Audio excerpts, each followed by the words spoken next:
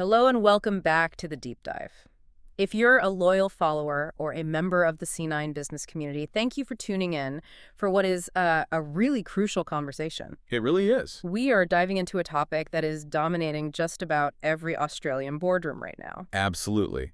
And for our core audience, so that's you, the Australian business owners and C-level executives listening, this isn't just about understanding technology. It's about, well, strategic necessity. Our mission today is to synthesize the current landscape of legacy system modernization and true cloud-native architecture.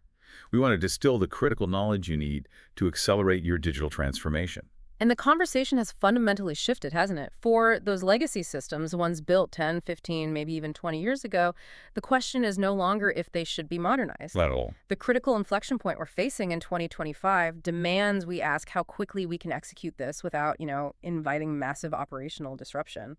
And the real driver behind that urgency, it's the budget train. Our sources show the financial stakes are just enormous. They're enormous. We're seeing organizations with up to 40% of their entire IT budget being consumed by simple maintenance. 40%? Just keeping the lights on. That's technical debt, stifling growth, starving innovation, and basically guaranteeing you fall behind competitors who are reinvesting that capital. So let's unpack that inertia. There's still this myth, right? The if it ain't broke, don't fix it mentality. Oh, absolutely. Executives hang on to ancient software because, technically, it still works, but that view just completely misses the point about the true total cost of ownership. It's the hidden cost that kills your agility. It's not just the license fees. No. It's the difficulty finding and retaining engineers who still understand 15-year-old proprietary code bases. It makes every single bug fix a specialized and very expensive project. And the competitive vulnerability is it's palpable. If you're stuck on a legacy monolith, changing one piece of functionality can trigger months of testing and deployment cycles. Months. Meanwhile, your competitors who are leveraging cloud-native tools, they're launching new features and responding to market shifts in weeks.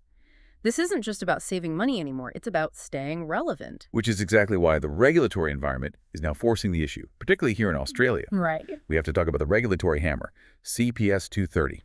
For Australian financial institutions and APRA-regulated entities, this is not a suggestion. It's a mandatory operational resilience standard. So what does that mean in practical terms? It means you have to define clear tolerance levels for your critical operations, and you have to prove you have the redundancy and the rapid recovery capabilities that, frankly, legacy on-premise systems often simply cannot deliver. And the deadlines for listeners under APRA they're getting very close. They're imminent. So CPS 230 takes effect on the 1st of July, 2025. Okay. By the 1st of October, 2025, you have to submit your initial register of material service providers. And then, crucially, by the 1st of July, 2026, all of your existing service provider contracts must be fully compliant. That is an extremely tight window for making fundamental architectural changes. It's a huge undertaking.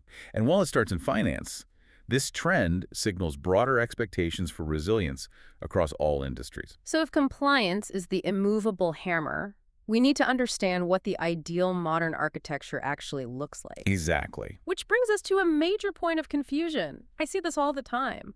Many businesses confuse going to the cloud with just, relocating old applications to a remote server. The old lift and shift or rehost. Right. And it's a costly mistake. It's a very costly mistake. Lift and shift delivers minimal benefits, and a lot of the time it actually increases your costs because you haven't optimized the system at all. So true cloud-native architecture is a fundamental rethink. It is. It's about resilience, speed, and cost efficiency from the ground up. Okay, so if we're defining cloud-native for C-level decision makers, what are the three non-negotiable pillars we need to grasp? The first pillar is microservices architecture. So instead of one gigantic monolithic application, you break the system into many small independent services. Right, each handling a specific decoupled function. Exactly. And this allows small teams to work on discrete services at the same time, which massively reduces the blast radius if one component fails. That modularity sounds fantastic for speed, but if you break a monolith into hundreds of pieces, doesn't that just create a massive governance and security headache for the CISO? It absolutely does. Right. That is the strategic trade-off. Development speeds up, but you introduce new complexity.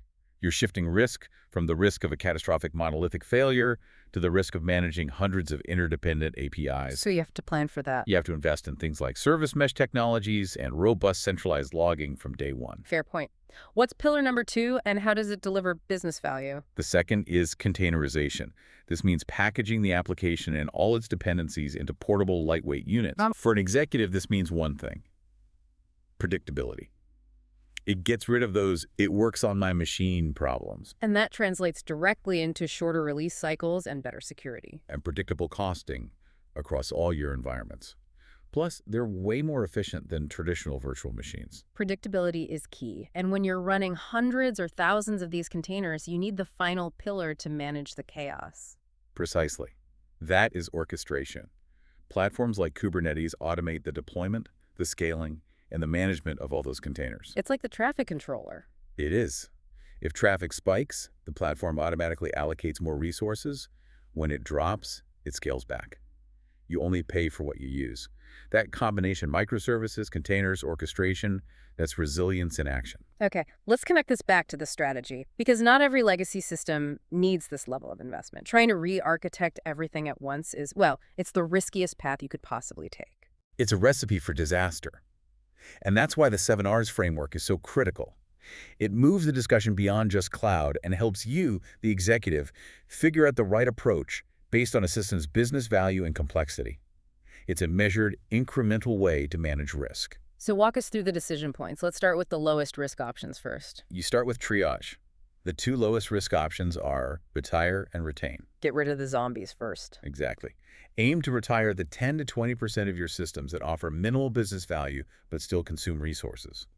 Then, you retain the systems that are low risk, perfectly functional, and where the cost to modernize just isn't worth it right now. Okay. Then we move into the cloud spectrum. You mentioned lift and shift or rehost. That's fast, but not much architectural benefit. Correct. But the next step, re-platform, is where the ROI starts to become meaningful. This means making slight cloud optimizations. Like, Maybe moving from a self-managed database to a native cloud database service.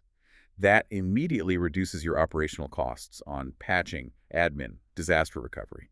Yeah. You get better ROI than a simple rehost without rewriting all the code. And on the high-cost, high-reward options. Those are refactor and re-architect.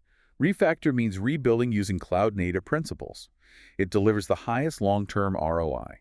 Re-architect is the complete redesign, and you reserve that only for your mission-critical revenue-driving systems.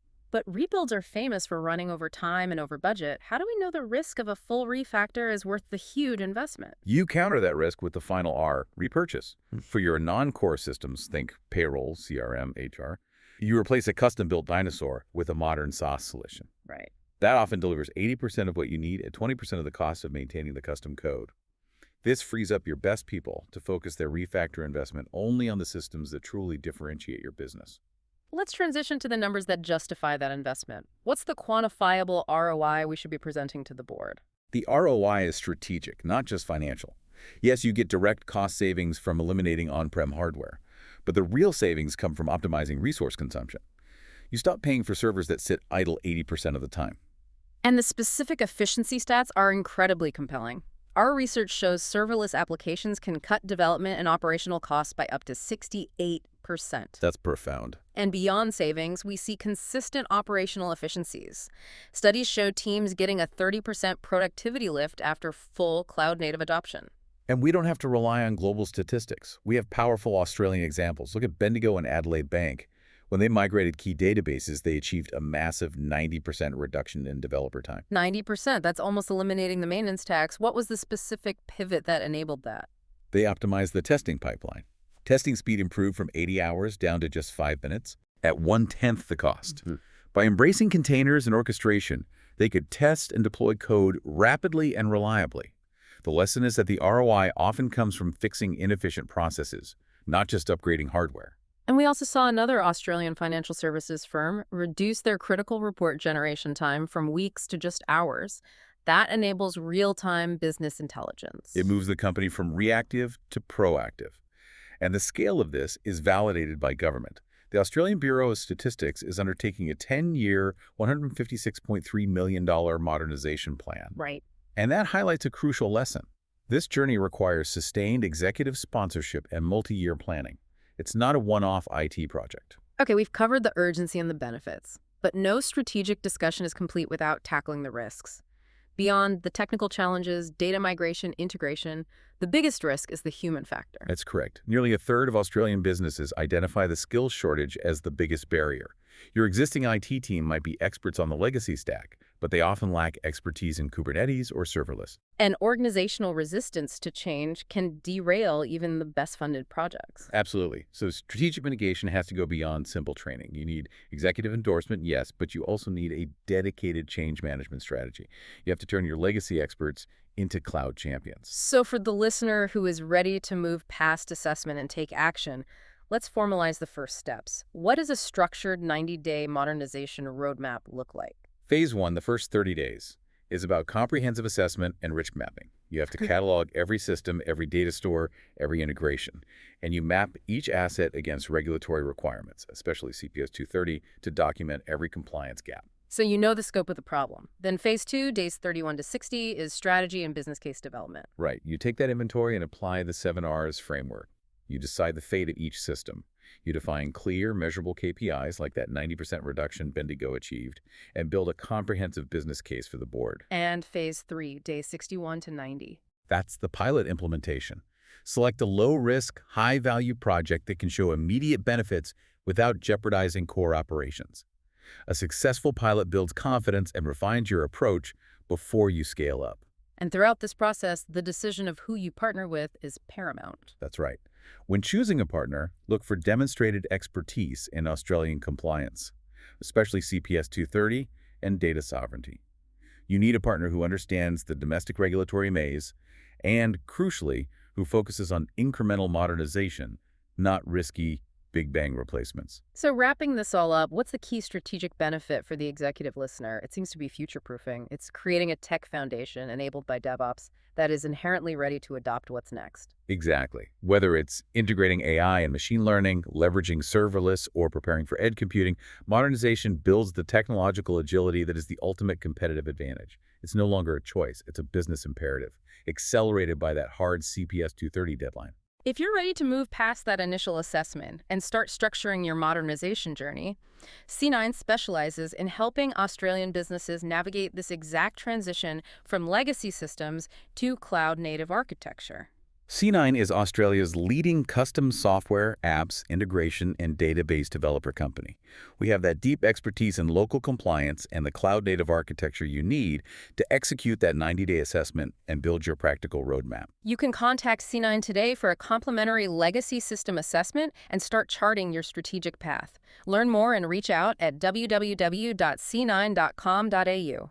Don't let indecision turn compliance requirements into missed market opportunities. We hope you found this deep dive valuable. If you did, please take a moment to click that follow button and share this with those in your network who can benefit from this critical knowledge. We'll see you on the next deep dive.